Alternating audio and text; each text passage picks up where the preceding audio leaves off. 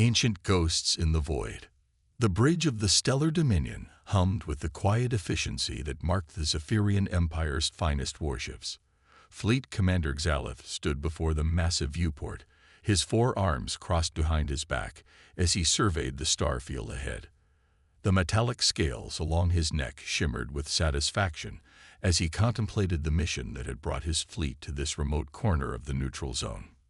"Commander," called Captain Thyros from the sensor station, his voice carrying the respectful tone that all subordinates used when addressing Xalith. "We've detected the target. Bearing 27 Mark IV, approximately 50,000 kilometers off our starboard bow." Xalith turned, his compound eyes gleaming with anticipation. The holographic display materialized above the central console, showing a three-dimensional representation of their quarry. What appeared before them looked more like floating debris than a starship. The vessel was ancient by any standard, its hull pitted and scarred by centuries of micrometeoroid impacts and cosmic radiation. Strange angular designs covered its surface, and what appeared to be primitive communication arrays jutted out at odd angles. "That's supposed to be a human warship." Xalith's voice carried a mixture of disbelief and amusement. "It looks like something my ancestors might have built in their first attempts at space travel." The bridge crew erupted in chittering laughter, the sound echoing off the gleaming walls of the command center. Lieutenant Vex, the youngest officer on the bridge, wiped tears from his eyes as he struggled to control his mirth. "Commander, the humans always were known for their crude technology," Vex managed between chuckles. "Perhaps this is their idea of advanced engineering." Thyros, ever the professional, focused his attention on the sensor readings. His expression grew more serious as he studied the data streaming across his console. "Sir, the ship appears to be completely inactive. No energy signatures, no life signs, no movement. It's drifting on a predictable trajectory that suggests it's been abandoned for quite some time." "How long?" Xalith asked, though his tone suggested the answer was merely a curiosity rather than a tactical concern. "Based on the decay patterns and orbital mechanics, I'd estimate at least 2 centuries, possibly more. Whatever happened to its crew, they've been gone for a very long time." Xalith nodded slowly, a predatory smile spreading across his features. The Zephyrian Empire had been at peace for too long, and his crews were growing soft. This derelict human vessel would provide the perfect opportunity for target practice, a chance to test their weapons systems against something more substantial than asteroids or simulation targets. "Signal the fleet," he commanded, his voice taking on the formal tone he reserved for combat orders. "All ships are to assume attack formation. We'll use this relic to conduct live-fire exercises." "Sir," Thyros interjected carefully, "shouldn't we attempt to board the vessel first? There might be valuable intelligence or technology aboard, even if it is primitive by our standards." Xalith's expression darkened slightly. He had little patience for subordinates who questioned his decisions, even when their intentions were good. "Captain, that floating scrap heap has been drifting in space for 2 centuries. Whatever secrets it might have held have long since been corrupted by time and radiation. Besides, human technology was never particularly sophisticated to begin with." The fleet commander activated the ship's communication system, his voice carrying to every vessel in the formation. "This is Fleet Commander Xalith to all ships. We have before us a perfect opportunity to test our weapons against a real target. The human derelict will serve as our practice dummy today. All vessels will fire in sequence, beginning with the Stellar Dominion." Across the fleet, crews scrambled to action stations. The sleek Zephyrian warships, their hulls gleaming with advanced alloys and their weapon systems representing the pinnacle of galactic military technology, turned their attention to the ancient human vessel. The contrast was stark. Sophisticated predators preparing to devour what appeared to be nothing more than space junk. "Weapons systems online," reported the tactical officer. "Primary plasma cannons charged and ready. Target locked." Xalith felt a familiar thrill run through his body as he prepared to give the order. There was something deeply satisfying about destruction, about reducing complex structures to their component atoms. It was a reminder of the Zephyrian Empire's power, their ability to unmake anything that stood in their path. "Fire," he commanded. Brilliant streams of superheated plasma erupted from the Stellar Dominion's weapon arrays, crossing the distance to the human vessel in mere seconds. The bridge crew watched expectantly, waiting for the spectacular explosion that would mark the end of the ancient ship. Instead, something impossible happened. The plasma beams struck what appeared to be empty space around the human vessel and simply vanished. Not reflected, not absorbed, but completely negated as if they had never existed at all. The ancient ship continued its lazy drift, completely unaffected by weapons that could have vaporized a small moon. The bridge fell silent. Xelith stared at the tactical display, his mind struggling to process what he had just witnessed. What just happened? He demanded, his voice sharp with confusion. Thyros was frantically checking his instruments, his professional composure beginning to crack. "Sir, the plasma beams were completely neutralized. There's no indication of any defensive systems on that vessel, no energy signatures, nothing that would explain what we just saw." "That's impossible," Xalith snarled. "No ship that old could have shielding technology advanced enough to stop our weapons. Fire again, full power." The tactical officer hesitated for just a moment before complying. This time, every plasma cannon on the ship discharged simultaneously, sending a devastating barrage toward the human derelict. The amount of energy being directed at the ancient vessel was enough to crack a planet's crust. Once again, the beams simply vanished upon contact with the invisible barrier surrounding the ship. The human vessel remained completely undamaged, continuing its peaceful drift through space, as if the most powerful weapons in the Zephyrian arsenal were nothing more than gentle breezes. A low sound began to emanate from the human ship, so deep and resonant that it seemed to vibrate through the hull of the Stellar Dominion itself. It was a sound that spoke of vast machinery awakening, of systems that had slumbered for centuries, suddenly coming back to life. Lights began to flicker along the ancient vessel's hull. What had appeared to be random damage and decay suddenly revealed itself as sophisticated camouflage. The pitted surface was actually an advanced sensor array. The angular protrusions were weapon systems beyond Zephyrian comprehension, and the entire ship was far larger than it had initially appeared. "Sir," Thyros's voice was barely above a whisper, "that ship is powering up." The human vessel, which they had designated as nothing more than target practice, was transforming before their eyes. Its hull segments shifted and reconfigured, revealing weapon ports and defensive systems that had been hidden beneath layers of deceptive plating. The ship's true size became apparent as sections that had appeared to be battle damage extended outward, tripling the vessel's apparent mass. But it was what happened next that truly terrified the Zephyrian fleet.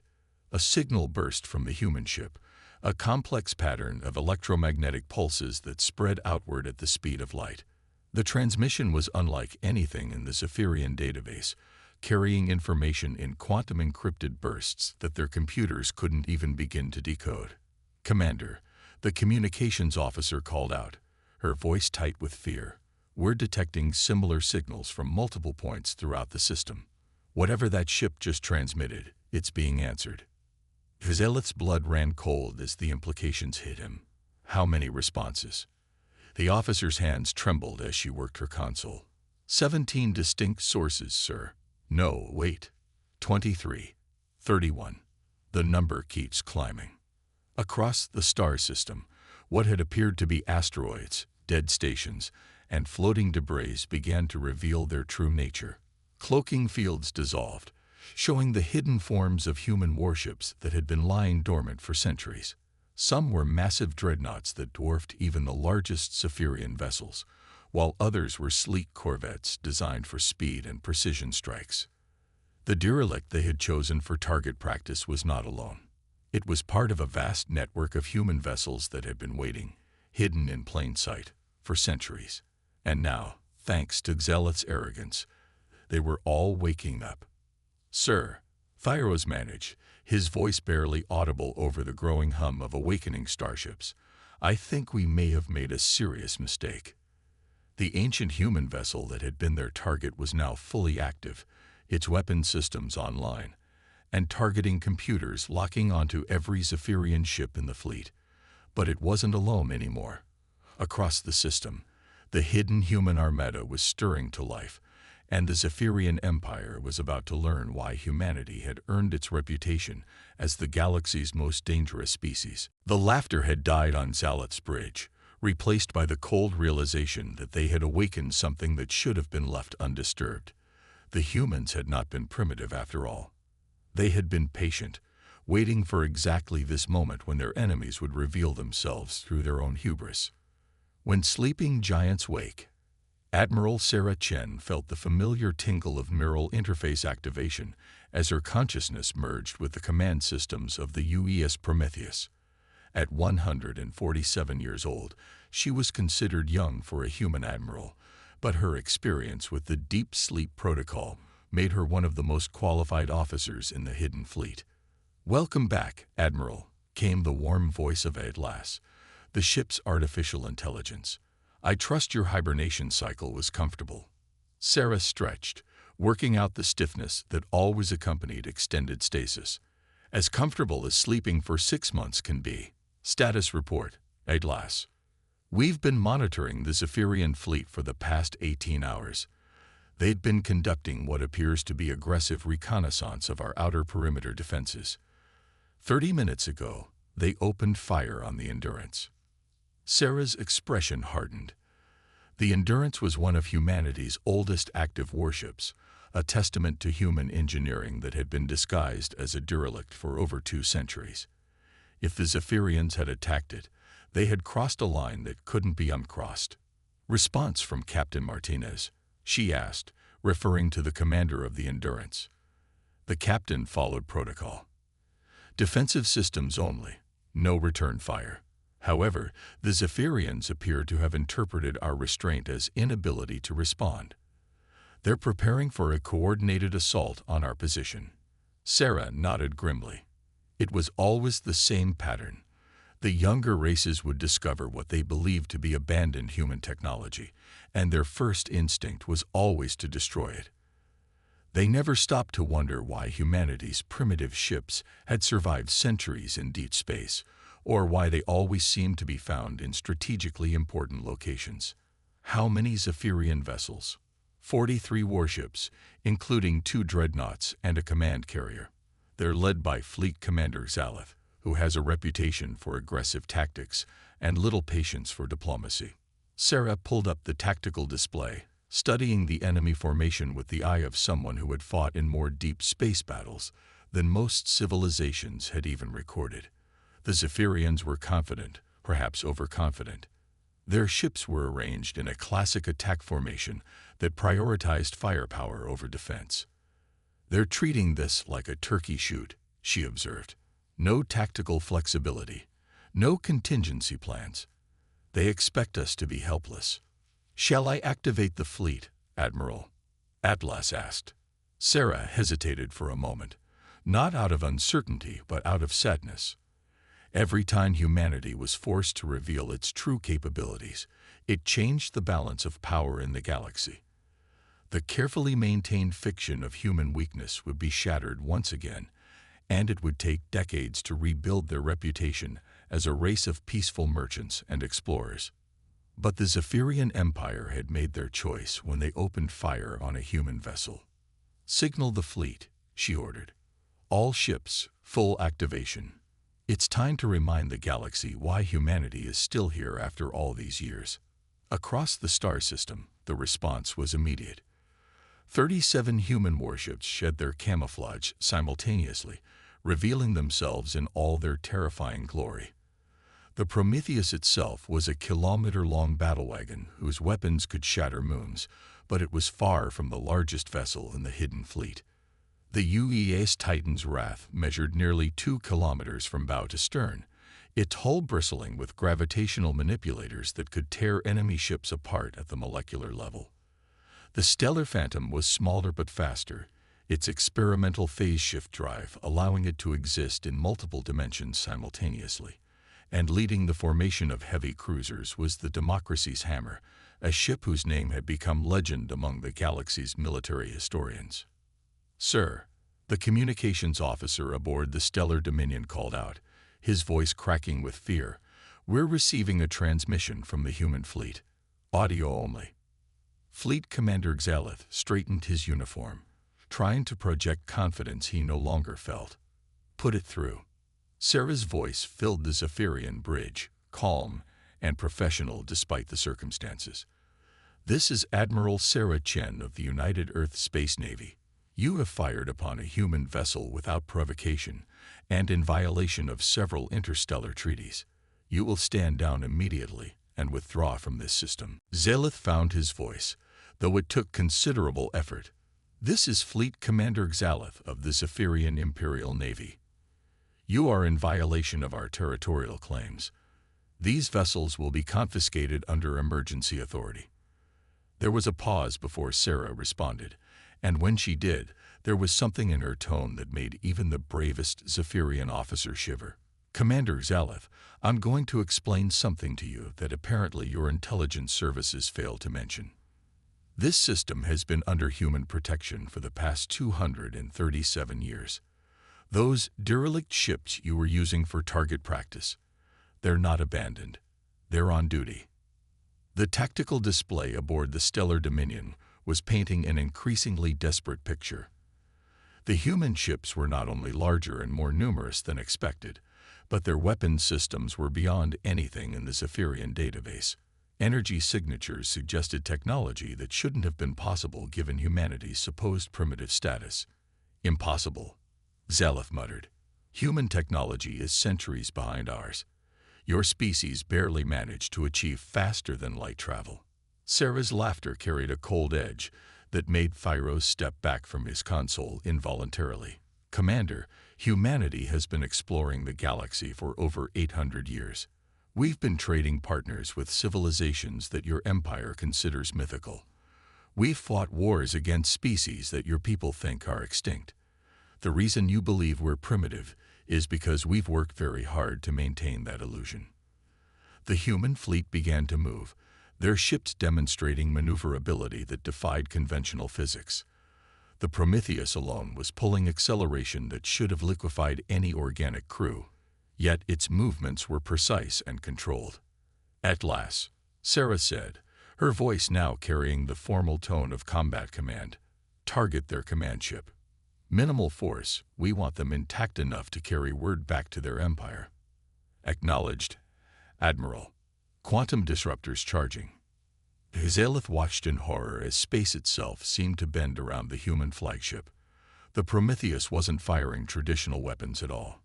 Instead, it was manipulating the fundamental forces of the universe, creating localized distortions in space-time that his ship's shields couldn't even detect, let alone defend against. The quantum disruptor beam struck the Stellar Dominion with surgical precision, passing through their shields as if they didn't exist and selectively disabling key systems throughout the ship. Weapons offline, engines offline, communications reduced to emergency power only. The mighty Zephyrian flagship was effectively neutered in a single shot. "This is impossible," Thyros whispered, staring at damage reports that made no sense according to everything he thought he knew about physics. "Signal the fleet," Xalith ordered, his pride finally broken by the reality of their situation. "General retreat. All ships withdraw immediately." But it was too late for an orderly withdrawal. The human ships had positioned themselves with tactical precision that spoke of centuries of experience in fleet combat. Every escape route was covered, every possible maneuver anticipated. "Belay that retreat order." Sarah's voice cut through the chaos on the Zephyrian bridge. "Your ships will remain in position until I've finished explaining a few things." The human fleet held the Zephyrians in place effortlessly, their superior technology making resistance pointless. One by one, the Imperial warships found their systems compromised by weapons that their crews couldn't understand, let alone counter. "For the past 3 centuries," Sarah continued, Humanity has served as the galaxy's unofficial peacekeeping force. We've prevented 17 major wars, stopped 4 attempted genocides, and maintained the balance of power that has allowed younger civilizations like yours to flourish. We do this from the shadows because openly displaying our capabilities would destabilize the very peace we're trying to maintain. Zealot's hands were shaking as he gripped his command chair. Why? Why maintain such a deception? Because, Commander, power that is seen as power that must be challenged.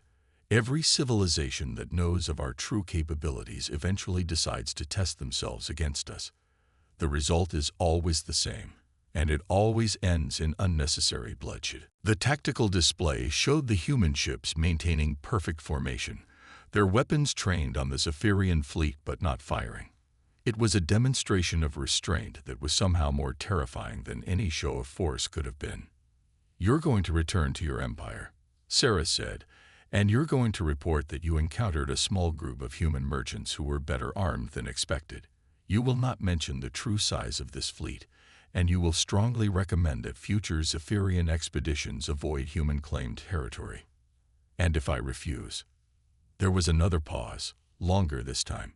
When Sarah spoke again, her voice carried the weight of 8 centuries of human history. "Commander, in the past hour you've seen less than 1% of humanity's actual military capability. The choice of whether to learn about the other 99% is entirely yours." Zealoth understood. The humans weren't threatening him. They were giving him the opportunity to save his entire civilization from a war it couldn't win. "We'll withdraw," he said quietly, "and we'll file the report as you've requested." "Wise choice, Commander. Safe travels." One by one, the human ships began to fade from sight, their cloaking systems re-engaging as they returned to their patient vigil. Within an hour, the star system appeared empty again, showing no trace of the massive fleet that had just demonstrated humanity's true power. As the Zephyrian fleet limped home, Zealoth found himself wondering how many other primitive human ships were scattered across the galaxy, quietly watching and waiting. The answer, he suspected, was far more than any of the galactic powers would be comfortable knowing. The humans had built their reputation on being peaceful merchants and explorers, and they had maintained that reputation for centuries. But today, Zealoth had learned the truth that few were privileged to discover and survive. Humanity wasn't weak. They were patient, and there was a difference that could change the fate of civilizations.